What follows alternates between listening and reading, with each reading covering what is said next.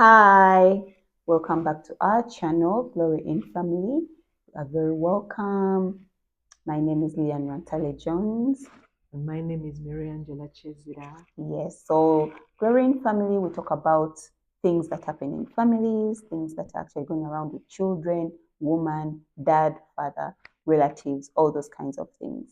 And the other previous weeks, we've been talking about children and how to respond to children, how to interact with children, the abuses that happen in families, and how to go about them. And this week, we are going to talk about hosting. Yay! Yes, thank you for that.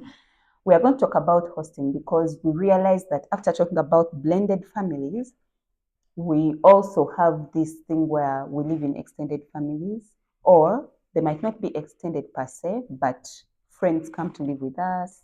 Yeah, cousins, grandmothers, grandfathers, all those kinds of things. So I want to talk about hosting because it's a thing that is actually happening in Uganda, Africa, but people don't really know how to go about it sometimes because either the host or the hostee, the one that they've hosted, they tend to start butting heads because none of them is understanding the other. So today we want to touch on that and we see how, if it's a problem, where is it coming from, how to go around it, how to actually be able to die. Let me use that word, to die to the fact that you have people in your in your house, in your home that you don't want there, or the ones that you want there. Yeah. So the situation here is mostly because sometimes people come in your homes and you expect them to live in how many days, but then they end up staying and you're not comfortable with it. Or sometimes people end up in situations where they have no choice but to come and live with you for some time. But during that time when they are living with you, how do you interact with them? How do you live with them? What is your behavior towards them? What is your character? So that is where we are heading. I hope you enjoy this. I hope you learn from it because we are living that, by the way. So, yeah. Yeah, it's a thing. It happens often. Sometimes it's from ministry, like if you're married to a person who is in ministry, they keep bringing people into the home, or relatives, someone's family dies, and then you all each take someone into your home. Where hosting comes from, it's never the beautiful thing. It's never what you want, especially you who's being hosted. Yeah. Because it's not the ideal situation. Usually you end up in someone's home because you've fallen on bad luck and you need help, and so they're there. So whether you're a child or you're grown, the reason you're in that person's home most times is not because you like living in their home. Most times it's because things are not so good with you, and so you've ended up in their home. So with that in mind, whoever is in this situation needs to be aware of how they treat Each other. the other person. Yeah. So I'll start by saying this. When you're going to be someone who hosts people in your home, you need to, again, communicate. Be clear about the arrangement, the rules and the guidelines, and how the thing is going to flow. Tell the person from A to Z. In our home, we behave like this. This is what we do. This is how we are. This is everything. Yeah. Tell it to them. Then tell them the expectations you have of them. We expect you, when you live here, to do ABCD. ABCD, CDEF, those things. You have to over communicate. Yeah. Over communication is the name of the game when it comes to hosting or anything really in life. I think when you are hosting, especially when you are hosting, you assume this person should figure it out. Yeah, by themselves. What you don't understand is this person is not you, comes from a completely different background where they probably have not been taught anything of the things you know. And so tell them. Yeah. From something as small as when you wake up, greet us. Yes. Because some people, Or in this house, we wake up at this time. Yes, in this house by 8 a.m., everybody must be out of bed. Mm. Those, I tell you, it's the small things Small that things. actually cause issues. It's never the big thing. Yeah. It's the small things where it's not so huge. Like, really, I should be up by 8. So you're annoyed with me because I woke up at 10. Those small things. Communicate every single thing. Yeah. Yeah. Thank you for that. The other thing is, this is a statement that is used in every home, I guess. In every home. Feel at home. That is, Yeah. please, I'm going to say this. Do not use the word. Come, clap for me. Okay. Forget the feel at home statement. Statement. Why? I know sometimes you usually, and I'm not being mean, you can say it okay, but sometimes you usually meaning it. You get, like, you mean your statement. You really want them to feel at home, not to feel like they are, just visitors and all. But then this word is misused because it is taken in another way. Examples: this person comes to your home to live there, but then you have particular things that are either yours or your husband's or for the child in the home, because sometimes we tend to separate the baby's things from the big people's. But then since this person was told feel at home, they end up using those things. Like, let me say, if it's a car, it's my husband's car, and I tell you feel at home, but we all know this is my husband's car. So I find you drinking in the car. I tell you, what are you doing? Oh, you told me to feel at home. Some people are blunt like that. They won't know the boundaries. They don't know boundaries. You told them feel at home, they'll just find your thing and use it anyhow because of the word, the statement that you used. So when you're telling them, tell them you're welcome. You get, because they are welcome. And then after, as she has said, set the rules. You do not use this cup. You do not do this. Here you don't go. That is where you stop. Boundaries here, boundaries there. I mean, set your boundaries straight. Do not try to say, no, we shall tell them after a month. And then a month passes and they've annoyed you to the tip because you gave them the time.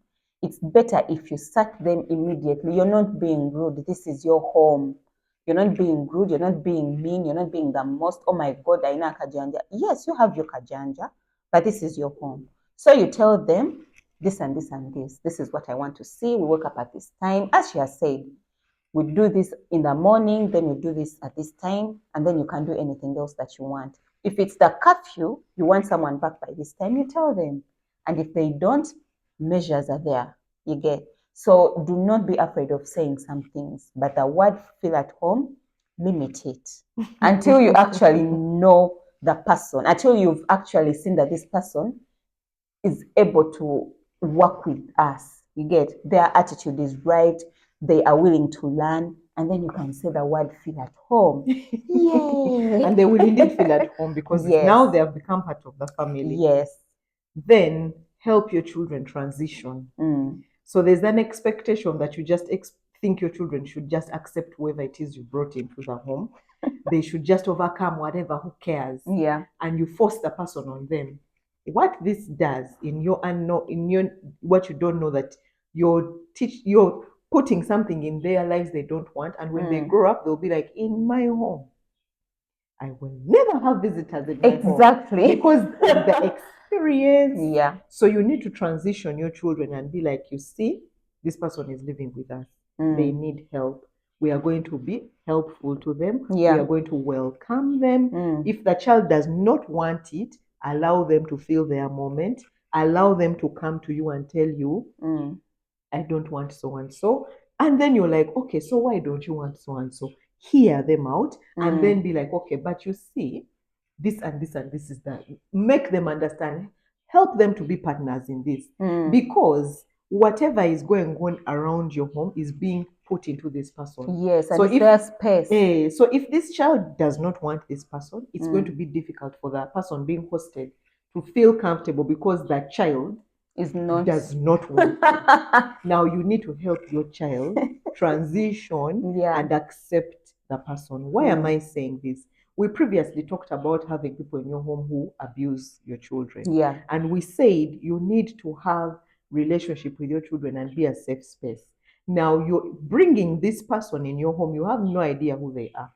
If your child is like, I have a feeling like I don't like this and this is happening, you need to be able to hear them out, why they are telling you what they are telling you, so that if something is wrong, you can address it and deal with it. But if when your child comes and tells you how uncomfortable they are that so and so is living with them, and you ignore it, you're now making it an unsafe area for your person while you're trying to over make it safe for this other person. You're not doing anything in that. And by the way, this is something no one tell, like there's no masterclass on hosting. You figure it out as you're going, you figure it out. So we are here by the grace of God to help you do this thing easier, because there are things we have learned in the hosting game that you're like, if I had known this, I would probably have done it better. Just help your child transition, make them part of the decision. The other thing about that about the children, so some parents have this habit.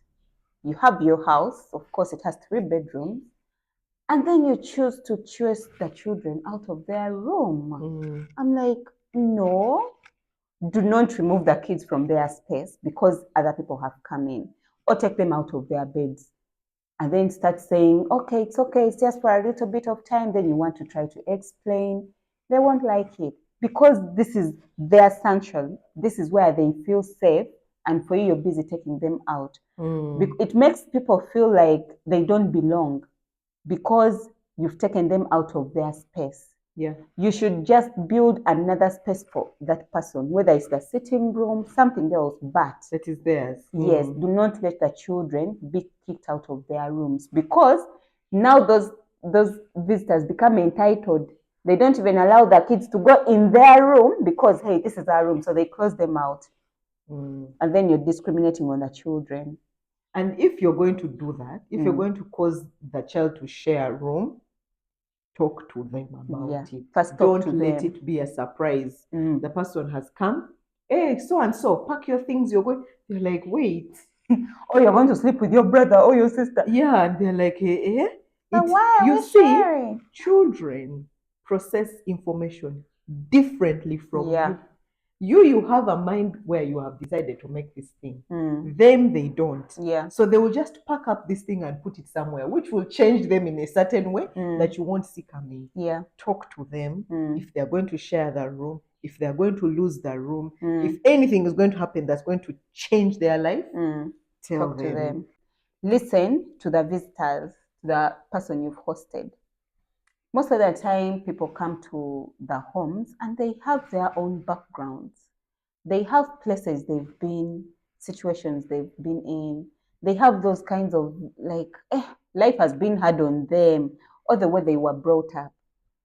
And then they come in your home and they still have that trait in them. Don't start judging them. First, sit down and talk to them. Listen to them. Let them tell you their story. In that, when they are doing something, you will know where they are coming from, and you also, you know how to handle the situation. You can tell them, Munange, this is not the street anymore. Here, this is what we do. Don't go and start telling the whole neighborhood how this woman or the boy they brought in your house is being the most. He eats like this. He drags his shoes when he's walking. Oh my goodness. You know, when he showers, he leaves the bathroom door open.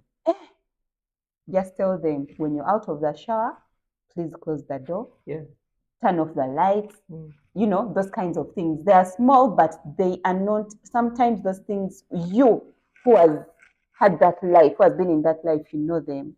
But to them, it doesn't come easily. They have to first be told. Because I mean, are there doors on the streets? No. Some people have been in the villages and the bathrooms have those charcoal what? Buti over there. They just beat it and then it comes back by itself. It's not a door. So you just have to talk to those people and tell them, and you have to be consistent onto them. They are like also children. Anyway, so it's true. Yeah. Also, when you're bringing this person, you need to allow a period of adjustment. Mm. For you, you assume that they should just accept and do everything your way. Mm. That is not even natural. Even in normal life, that's not how life is. Yeah. There's going to be a rubbing. Mm. You need to give each other, both of you need to give each other a period Yeah. to adjust to one another. Mm. The host and the person being hosted both need to allow for grace to learn each other, because you're learning this person's ways, they're learning your ways, they're learning the rules, they're learning the laws. And please note, this is not their first choice in life. This is not where they want to be. So they are probably not being as pleasant as they would want to be, because this is not what they want. Yeah. It's not the thing they would want to do. So allow yourselves the grace to adjust. Now, sometimes as a wife, okay, some people choose this, some people it's put into it, it's forced on you. Like if you're a wife, your husband will be like, we are bringing these people into our home. Yeah, and you have no choice. And you have no choice. But give yourself a time to adjust. Learn that this is now the way of life. Don't be like, when you have people watching you, there's the way in which you're accountable to what you do. You have to be smiling. If you tell them something rudely, oh, she's mistreating me. Yet, Bambi, even you're going through it, by the way. People who are being hosted, you need to know. The host is also going through it. Yeah. They are not having the best time of their life. Even if they love hosting, they are not having like, oh, what? Even then, because there is a lot of change. There's a lot of change. Your life is not how you know it to be. Now you're responsible for someone else. You have to feed them, watch out for them, care for them. Now, like you said, you teach them. You have to teach them everything like a child. Now imagine with your child, God has given you the grace to teach them. You will. Now this other person, you're like, even brushing teeth, I must tell you. Okay, come. Buy them a toothbrush, buy them toothpaste, take them to the bathroom, teach them to brush, teach them to clean, teach them, because they don't know those things. Buy them clothes, buy them shoes. Yeah, like you have to involve them. You're bringing literally someone else in your home to take care of. It's not just an arrangement of be here until you go. Be a place where you impact someone. Like you leave an imprint of something good. By the way, leave an imprint where they'll remember, in this person's home, I learned A, B, C, and D. For sure, I wouldn't be who I am if I had not been there. Yeah. Be a positive experience. Don't be someone where they are like hoping the moment they get some little money, I'm out. They are holding on for dear life until they leave, because you're so hard to live with. You're so difficult to bear with. And people are actually praying blessings for you, because you're literally taking care of them like they are like your own. So every time they remember you, they're only talking good things about you. And the more they talk good things, blessings come for you. They pray for you because you treat them right. Now, we want to change sides. Let's talk about that. The one who's being hosted. Okay, not talk to the one who's being hosted. I mean, you are brought in. Yes, the situation, as we've said, is not good. It's not okay. You don't even want to be there anyway, or you want to be there, and whatever the situation. So you've come into someone's home and you've found they've given you the rules. Let's say the above listed has been told to you, and terms and conditions. Do you want to sign? do they really apply to you? So the question is, will you be able to apply those rules that are given to you, the terms and the conditions, the curfews, everything that is being taught to you? Are you willing? First of all, you have to be willing. You have no choice, by the way. When you are the one hosted, you have no choice, because you're living under someone's roof. So that means that you have to go by step by step in everything. Like you're following, you're not the leader. That is one thing that you should always remember. You're not the authority, regardless of whether you're the big person. You might be the grandpa, but you are not the owner of the house. It's always the man of the house who gives the order. It is not your right, mothers-in-law, fathers-in-law. You have that habit. I'm sorry, but yes, they come into their homes because she's the mother of the son. She starts giving orders around of how she should And I call this entitlement. Come on, drumsticks. I'll put it in for you, don't worry. Or anyway, it's called entitlement. Please, hosted people, I beg you, let us stop being entitled. Know your place, know where you belong. And I'm not telling you that be down there. You can be up here, but respectfully. You get? You can actually interact with people in the house, but respectfully. And people have no issue with you being, vibrant, lively, as long as you respect their space, you respect their rules, you will be loved. There is nothing that is as lovable as someone who is well mannered. That thing we always talk about with our friend, she says that a favored person is the person who does good things. And you continue saying, no one loves me. You victimize yourself because you have bad manners. You have bad manners, and when they tell you, you bring the attitude. You have bad manners. By the way, bad manners lead to hate because no one wants to be with you. You get? You realize you've moved from house to house to house, and they're always the bad guys. Sit back in a corner. In fact, if possible, leave your body and watch it from there and start seeing how you interact. And when you look at yourself and realize that I'm actually the bad guy, now look, where is the bad, that rotten thing coming from? You get? Check yourself. I'm so excited about this topic. Sorry, guys. It's important. Oh, I wanted to touch on entitlement. So entitlement is you have the right to the things you're asking for, is what I'm saying. Yeah. You have the right to food. You have the right to the chairs. You have the right to the TV. Because you're in the home, you have the right to have those things. However, the attitude with which you take and partake is what causes issues. Because with God, he knew he must feed the Israelites after they have come out of Egypt. He knows they have no food. It's his job. He's the one who has taken them out. Then they complain. Then they want to kill Moses. Every 2 steps they want to murder him. They are complaining. And he's like, man, what is wrong with you? Yeah. So entitlement is the lack of gratefulness for what you have been given. Okay, today you didn't get things the way you wanted. Be thankful that you have a house over your head. Yes. Today, the madam shouted at you. Sorry, it happens. You're not an angel. Be thankful that they have not asked you to pack your things and go.